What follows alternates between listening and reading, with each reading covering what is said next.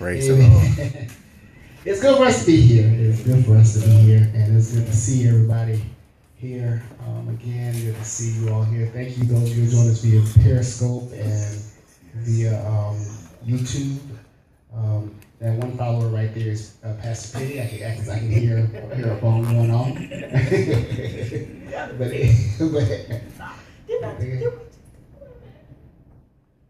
Oh, we just talking about. We talking about something else. I'm not gonna talk about it. I'm not gonna talk to you. Praise the Lord. It's good for us to be here. Amen. You see, we gotta get back.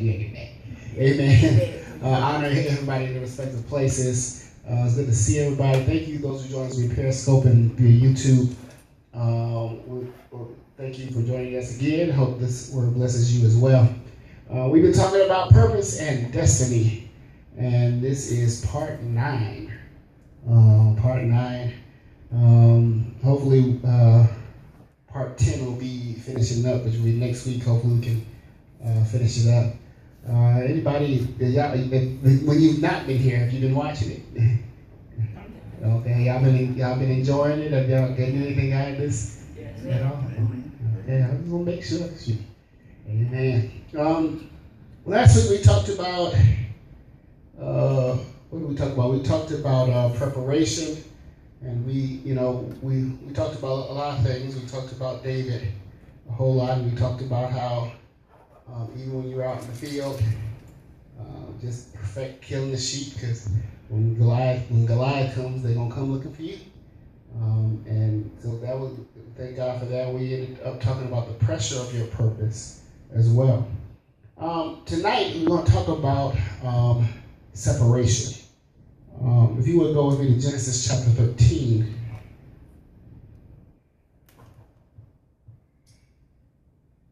Genesis chapter 13.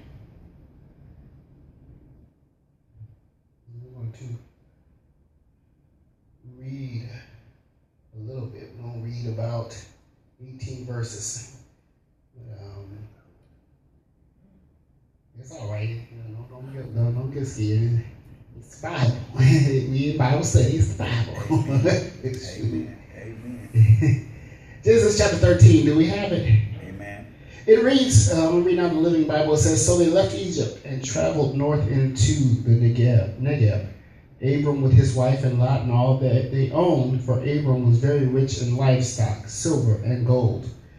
Then they continued northward toward Bethel, where he had camped before, between Bethel and Ai, to the place where he had built the altar, and there he again worshipped the Lord. Lot too was very wealthy, with sheep and cattle and many servants. But the land could not support both Abram and Lot with all their flocks and herds. There were too many animals for the available pasture, so fights broke out between the herdsmen of Abram and Lot, despite the danger they all faced from the tribes of Canaanites and Perizzites present in the land. Then Abram talked it over with Lot. "This fighting between our men has got to stop," he said. "We can't afford to let a rift develop between our clans. Close relatives such as we are must present a united front. I'll tell you what we'll do. Take your choice of any section of the land you want, and we will separate. If you want that part over there to the east, then I'll stay here in the western section. Or if you want the west, then I'll go over to the east." Lot took a long look at the fertile plains of the Jordan River, well watered everywhere. This was before Jehovah destroyed Sodom and Gomorrah. This whole section was like the Garden of Eden, or like the beautiful countryside around Zoar in Egypt. So that is what Lot chose, the Jordan Valley to the east of them. He went there with his flocks and his servants, and thus he and Abram parted company. For Abram stayed in the land of Canaan, while Lot lived among the cities of the plains, settling at a place near the city of Sodom. The men of this area were unusually wicked and sinned greatly against Jehovah. After Lot was gone, the Lord said to Abram, I'm at verse 14, "Look as far as you can see in every direction, for I'm going to give it all to you and your descendants. And I'm going to give you so many descendants that like dust they can't be counted. Hike in all directions and explore the new possessions I am giving you." I think King James Version says walk around. And talks about, I think he says walk about the land. I think it says something to that nature. Verse 18, "Then Abram moved his tent to the oaks of Mamre near Hebron and built an altar to Jehovah there." what happens is when Abraham left, when God told Abraham in the chapter before, and told him to leave, everybody that he knew, and told him to come to a land that God was giving him, Lot went with him. And Lot was his nephew, was his brother's son. And Lot went with him, and all of Lot's property went with him, And they all went together. They settled down in this land, and the land just wasn't big enough for both of them. It just couldn't hold both of them. The land could not support both of them. And so what happens here is the land got so big, people started getting irritated, and they started fussing about the land. So Lot's herdsmen that Lot owned and Abraham's herdsmen that he owned started fighting each other over the land. You have to understand, sometimes your destiny, your purpose is not big enough for two people. It's not big enough for everybody to try to be a part of it. Sometimes you can't. You have to understand what God called you to, and what God gave you, and what God placed in you, and what God destined for you. Sometimes it wasn't meant for you and someone else. Amen. to do it. And what happens is you invite other people into a purpose and destiny that's not supposed to be there, and they're trying to operate within your purpose and destiny, and they're frustrated because they're not supposed to be there, and you're frustrated because they're there and they're not supposed to be there. Amen. So then what happens is they're fighting. And you have to understand, Abraham said this. It was Abram then, but he said this to Lot. He said, "Look, we're close relatives, and we have to have a united front because our herdsmen can't be fighting each other when we got all these other tribes and all these other men around us, all these other countries around us. They're all around us. We have to be united just in case they come after us. We need to be able to come together. We can't have division inside of us." Because guess what? We have to be united because we're going to have to be ready to fight at any time. Amen. And see, sometimes what happens here is when God has given you purpose, when God has given you destiny, when God has given you this, and God will send people to be there for you. And we may talk a little bit about that tonight. He will send people to be there for you, but you don't need the division in there. Because that's what the devil tries to do. The devil tries to divide and conquer. Lord. He tries to divide and conquer. That's if he can divide, that's why there's so many. We got so many churches. I'll use Change the Lives Award, but because that's what I'm talking about. I mean, they got Change the Lives number 1, Change the Lives number 2.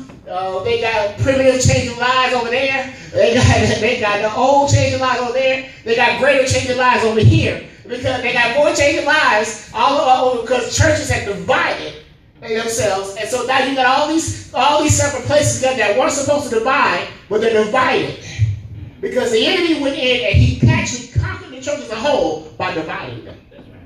And what you have to understand is that what happens is you don't need division and frustration within the camp. Amen. Amen. Because y'all got to come together and be ready to fight anybody on the outside. That's right. You can't have division in the camp. So Abraham said this. He said, "Look, you my nephew. I love you. We can't let these herdsmen mess up our relationship. We good. So this is what we'll do. I'll let you choose which way to go. You can go over to the east side. I'll stay over here on the west side. If you want to go to the west side, I'll stay over here on the east side." He says, "If you want to go to Taylor Lakes, I'll stay lower at Smiley Court. I mean, if you want to stay over there by Alabama State, that's fine. I'll go to A&M. I don't know why they want to go to A&M, but praise God. if you want to go to Alabama, fine. I'll go to. Well, no, let me switch that around because I can't go to Alabama. If you want to go to Auburn, I'll go to Alabama.